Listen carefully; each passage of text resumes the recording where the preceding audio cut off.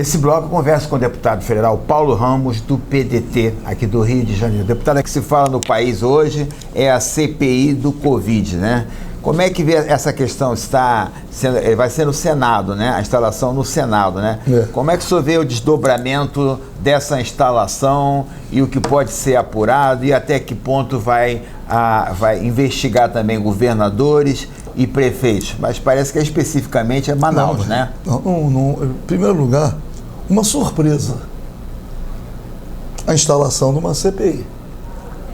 Mas é preciso dizer que essa CPI está sendo instalada em decorrência de uma decisão do Supremo Tribunal Federal.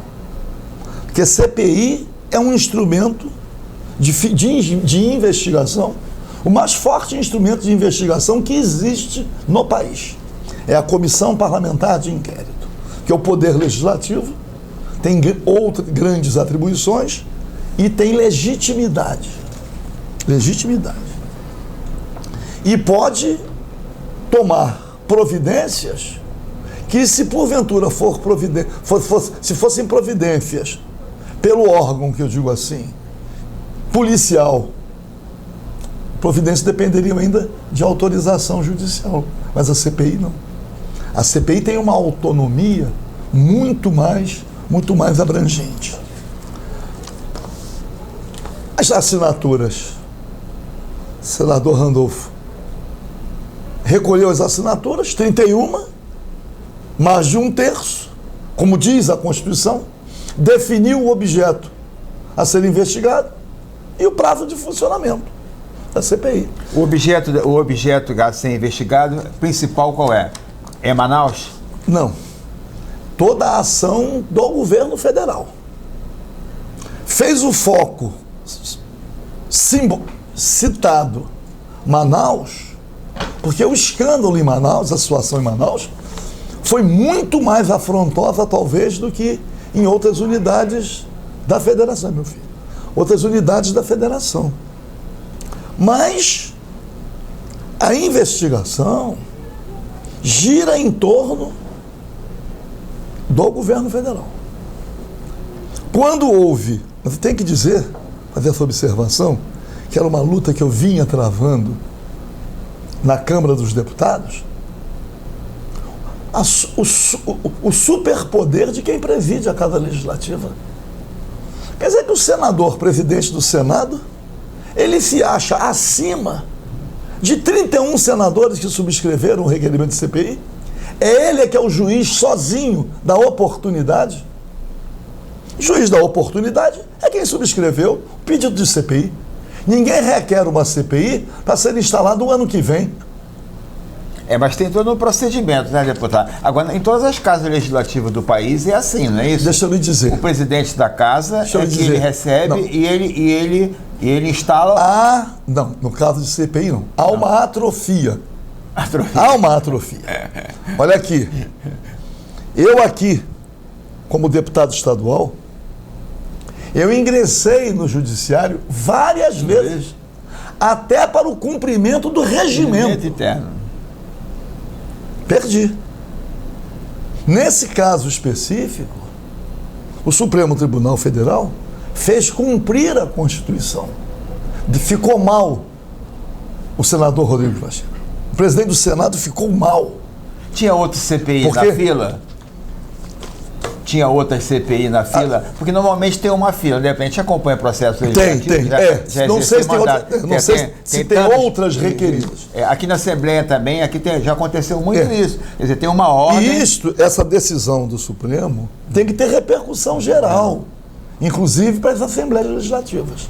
O presidente não é dono... E para as câmaras municipais também. O presidente não é dono da Casa Legislativa. Ele não tem o direito de fazer o que ele quiser. Ele é o gestor, né? Ele tem que cumprir... Primeiro é o seguinte, ele tem que cumprir a Constituição. Mas nas atribuições do presidente de qualquer casa legislativa, tem lá cumprir e fazer cumprir o regimento interno. Se ele é o primeiro a não cumprir, o que acontece É rotina não cumprir o No regimento. caso da Câmara Federal e no Câmara do Senado, o que diz A mesma coisa. A mesma coisa. Mesma São coisa. iguais, né? Mesma coisa. É. Fazer cumprir o regimento. Em todo o país, na Assembleia. Quando ele próprio não cumpre, virou rotina. O presidente faz o que ele quiser.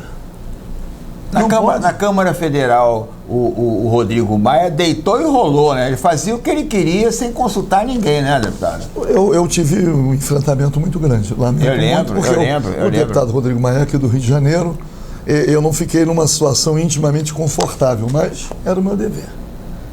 Transformou a residência oficial no principal gabinete. Quem é que vai à residência de alguém? Só quem é convidado. Reuniões oficiais têm que ser realizadas na Casa Legislativa. Bom, enfim. Mas os presidentes entendem que eles podem fazer... que é competência do presidente. Cabe a ele, escusa decidir. Agora, o que vai acontecer agora? Tem duas representações... Não, estou dizendo, então a CPI, só for CPI. A CPI já foi instalada, vão eleger hoje, segunda-feira, né? Não, vão eleger, não sei quando, o presidente e o relator. Já estão dizendo que o presidente é o senador pelo Amazonas, mas o relator é o senador Omar Aziz. E o relator é o senador Renan Calheiros. Até que ponto essa questão de ser o relator, o Renan Calheiros, que ainda responde ainda do Supremo Tribunal Federal muitas coisas ainda, algumas coisas já foram arquivadas, né? E ele estava mergulhado, né? Porque ele perdeu a presidência, né? Isso também não pode ter um revanchismo contra Bolsonaro, no caso dele, caso ele seja o relator, deputado? Eu não posso... Eu acho que está incorporada à alma humana, né? A vingança. A vingança, né? Alguns conseguem sufocar o desejo de vingança. Na política é muito difícil, porque o senador Renan Calheiros, que é um senador que já é um senador de prestígio nacional, não é? Quando ele perdeu para o senador Davi Alcolumbre, a eleição para a presidência do Senado, não é o perder, é o como perdeu. E praticaram contra ele muitas indignidades. E foram muitas as traições. Ele perdeu, se recolheu e agora volta, vamos dizer, ao noticiário. Agora que eu falo, como relator da CPI. Teve muitas traições, é comum no legislativo as traições, deputado. Mas tem que dizer uma coisa. Quando a gente fala em traição, é acertar um voto e depois mudar o voto, né, deputado? Não é? Não vão investigar as finanças estaduais. Foi feito um adendo à CPI para verificar as transferências feitas. Mas é preciso dizer que a investigação recai e é o objeto dela, primeiro, sobre o presidente da República. Que não dá para disfarçar. É uma constatação. Agora, deputado, não é nem um desejo. Agora, se foram bilhões que foram encaminhados para os estados e teve desvio e não foram aplicados, a culpa é do presidente? Não. Não tem que apurar isso? Claro que tem, claro. Quantos milhões foram? 73 milhões lá pro Dória, tá? Então, operou aonde? Como é que foi? Como é que não foi? Tem competências, que eu digo assim, concorrentes. Aqui no estado do Rio de Janeiro, o governador está submetido a um pedido de impeachment. Está sendo processado. Estamos aí concluindo o julgamento. Qual foi a causa? O Witzel, né? O governador Witzel. Governador Witzel. Qual foi a causa do pedido da aprovação pela Assembleia Legislativa da abertura do processo de impeachment contra o governador? Foram os recursos oriundos do governo aplicados na área da saúde no coronavírus. Porque ele, na verdade, ele tornou uma empresa que era inidônea, né? Iaba, se não me engano, né? Eu estou tratando só a área da saúde. Eu não quero nem entrar no pormenor. Nos detalhes. Estou dizendo o seguinte: a Assembleia Legislativa do Estado do Rio de Janeiro abriu um processo de impeachment contra o governador por causa da aplicação dos recursos públicos advindos também do governo federal na saúde, para o enfrentamento do coronavírus. Em Santa Catarina, a mesma a coisa. mesma coisa. Então, as assembleias legislativas têm essa atribuição.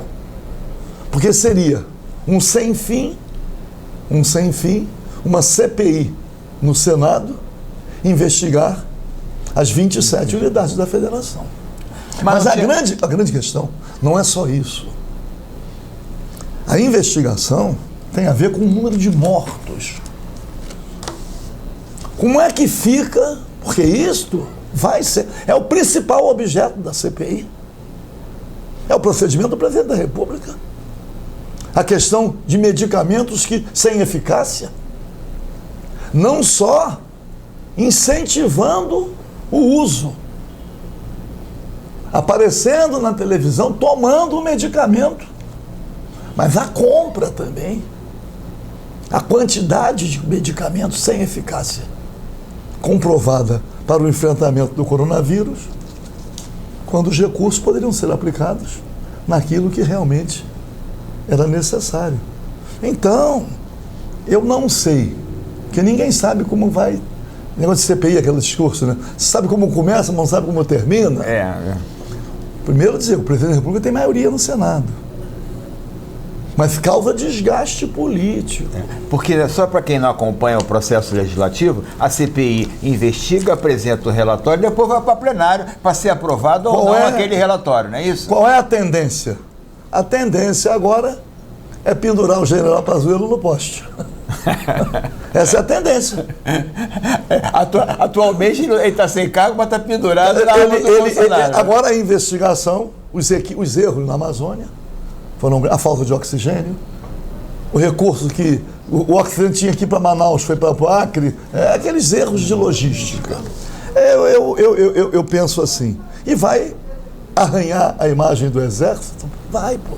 Tem prazo a CPI? 90 dias. 90 dias, a partir da instalação? A partir da instalação. Então, é um enfrentamento político, mas também é uma forma de proteger a população. Já estamos com 370 mil mortos, um número de infectados muito grande, a rede de saúde sobrecarregada, outras doenças sem poder receber atendimento, porque tudo superlotado pela Covid.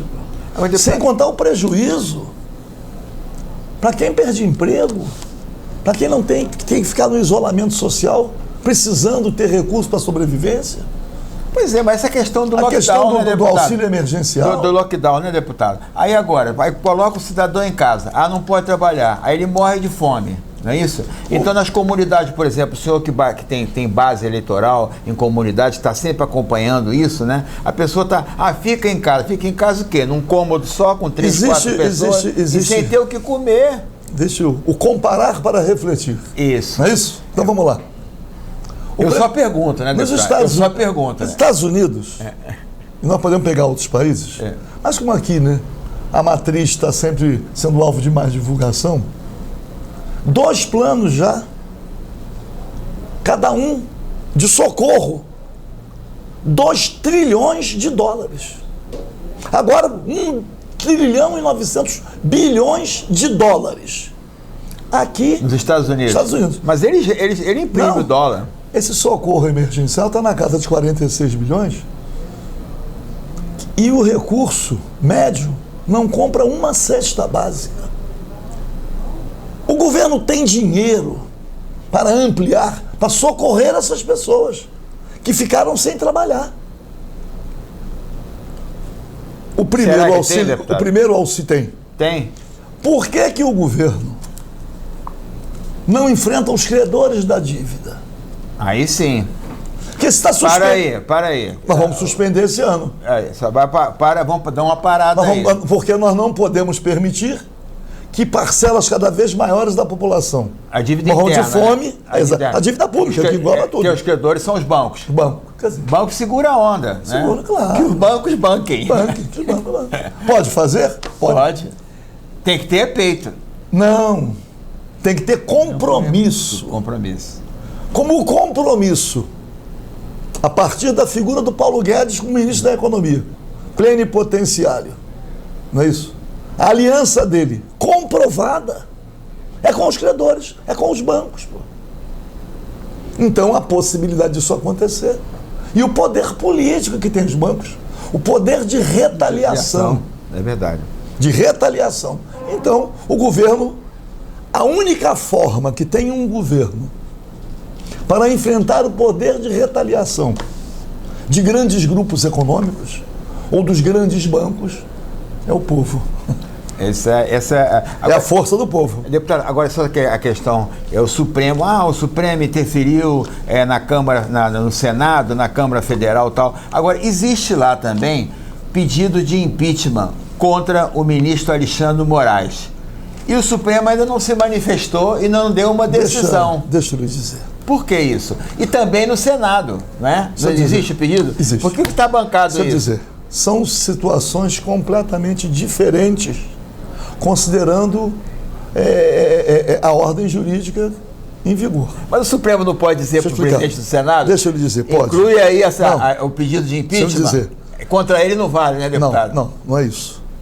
Primeiro, isto não está previsto na Constituição, como está prevista a questão da CPI. Segundo, qualquer cidadão pode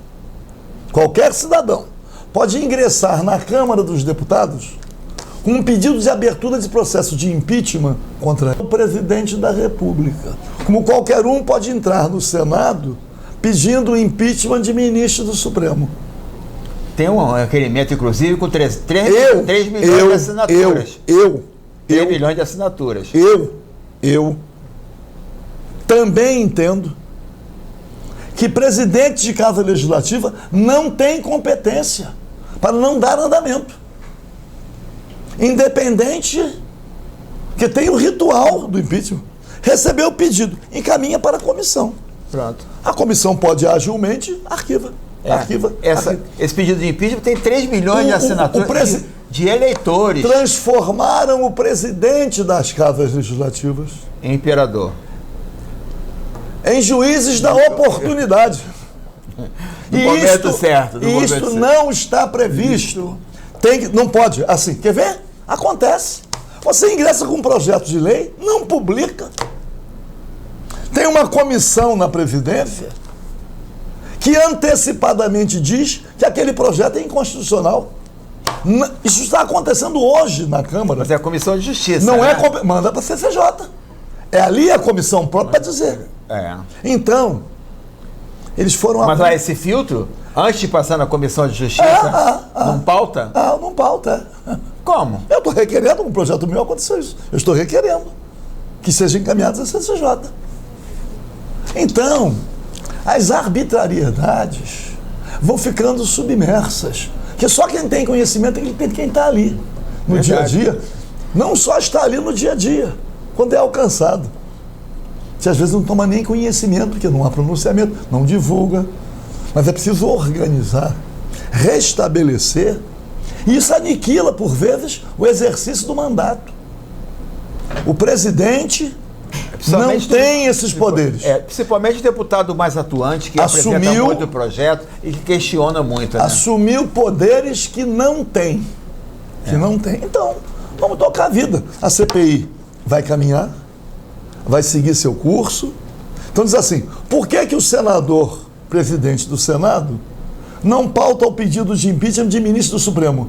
É perguntar, por que o presidente da Câmara não pauta os pedidos de impeachment do presidente da República? Aí eu pergunto, e por que o Supremo Federal não dá não intima o presidente a incluir a investigação sobre o pedido de impeachment? Porque não tem a mesma previsão constitucional. Pô. Não tem a mesma... O Supremo já tem decidido tanta coisa, por que não decide esta? Não é isso? Poderia. Mas não tem reserva constitucional para fazê-lo. Bom, mas nós estamos vivendo um momento... Isso aí é uma questão interna do Senado. Existe uma coisa que está na própria Constituição que diz: nenhuma lesão a direito, nenhuma, deixará de ser objeto de apreciação pelo Judiciário, quando provocado. Então podem os autores do pedido de impeachment ingressarem no Supremo pedindo. Mas já tem lá, do Cajuru. Então, mas não é competência. Eu estou dizendo, o Supremo não decide, porque não é atribuição. Como é que se diz? Porque nós não podemos. Mas ele não pode. Mas o senador, o deputado federal, não pode entrar no Supremo e pedir o impeachment para que o Supremo mesmo, ele mesmo. O Supremo pode pedir. Ele investigar ele mesmo? Existe. Aí é ruim, né, deputado? Aí existe uma ruim, coisa né, que deputado? diz assim. Aí a coisa fede, né, deputado? O direito à ação independe do direito que se pleiteia. O direito à ação é independente. Você pode ingressar com qualquer ação que você quiser. Você vai perder, se não tiver fundamento. Mas o direito a ingressar com a ação você tem. Então, por que os senadores não pressionam o Supremo a decidir?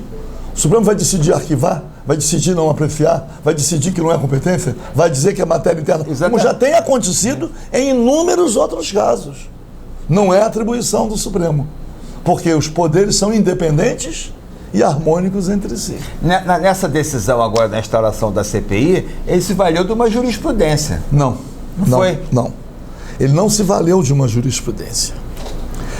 Já há casos anteriores. Mas o que o Supremo fez foi cumprir a Constituição. A Constituição diz que, tendo 1/3 das assinaturas, o objeto definido, o número de membros e o prazo, a instalação é automática. O presidente do Senado assumiu arroubos autoritários em função do hábito. Como se diz numa linguagem de e nesse caso, sentou em cima. Sentou. E nesse caso, o Supremo foi provocado, foi provocado outras vezes e decidiu de forma igual. O Supremo entendeu corretamente que CPI não é objeto de deliberação do presidente, desde que o pedido tenha preenchido as exigências constitucionais. E que os números de CPI instaladas sejam compatíveis com o que pode ter 3, 4, 5 comissões instaladas que não têm competência para... Se tiver um número, fica na fila. Fica na fila, né? Tendo na fila. E tem que obedecer a ordem de entrada. Agora, deputado, tem muitas espalhadas assim, o senhor conviveu bastante com isso aqui na Assembleia Legislativa, instala uma CPI, encaminha para o Judiciário depois e não acontece nada, né, deputado? Aquela CPI da milícia do Marcelo Freixo, que até hoje tem não sei quantas seguranças junto com ele aqui. Você sabe que eu não quero... foram presos? Esse tema é um tema muito... complicado. Muito badalado, né? Mas eu, na época, fiz muitas objeções àquela CPI. Que aquela CPI teve muita cobertura da mídia, mas cometeu muitas injustiças. Aquilo foi, assim, muito mais um espetáculo do que... um palanque eleitoral. Muito mais um espetáculo do que uma investigação. Que, na verdade, reuniu processos, chegou, inclusive, a fazer confusões. Colocou como miliciano, às vezes, um policial que era testemunha num caso. Aquilo foi, assim, uma compilação, né? Como se fosse o Justiniano, né? A compilação. Uma compilação de... Mas vamos lá, vamos tocar. Deputado, só chamar o seguinte, o senhor continua fazendo as lives no YouTube, né? Continua. Toda segunda-feira, 10 horas. Toda segunda, café com Paulo Ramos. Café com Paulo Às vezes Ramos. o café tá frio, o café tá requentado, não tem tá pão. Chegando a hora, nós estamos gravando aqui. Vamos lá, eu agradeço muito, Sidney, vamos mandar esse abraço todo, vamos lá, força, resistir. Ok. Esse é o nosso país, essa é a nossa realidade e é isso que nós temos que modificar. Não é isso? É dura a situação, é difícil e não é fácil. Eu tenho procurado conversar com algumas pessoas que estão vivendo o mais agudo sofrimento. Não é? Imaginar que tem muita gente, muito mais do que antes, passando fome. Literalmente acorda, não tem um pão para comer. Então, vamos lá. Conversei com o deputado federal Paulo Ramos. Inclusive, deputado, só para encerrar com o pedido de intervalo comercial, eu fiz uma comunicação no Facebook dizendo o seguinte: quem tiver um pouquinho de condição de dar para o seu vizinho, para o seu amigo uma cesta básica, faça isso. Ajude quem tem fome, a fome não espera. Agora, é dever do governo distribuir o auxílio emergencial para um número muito maior de pessoas e num valor que permita, pelo menos, comprar uma cesta básica. Daqui a pouco a gente volta. Sai daí não.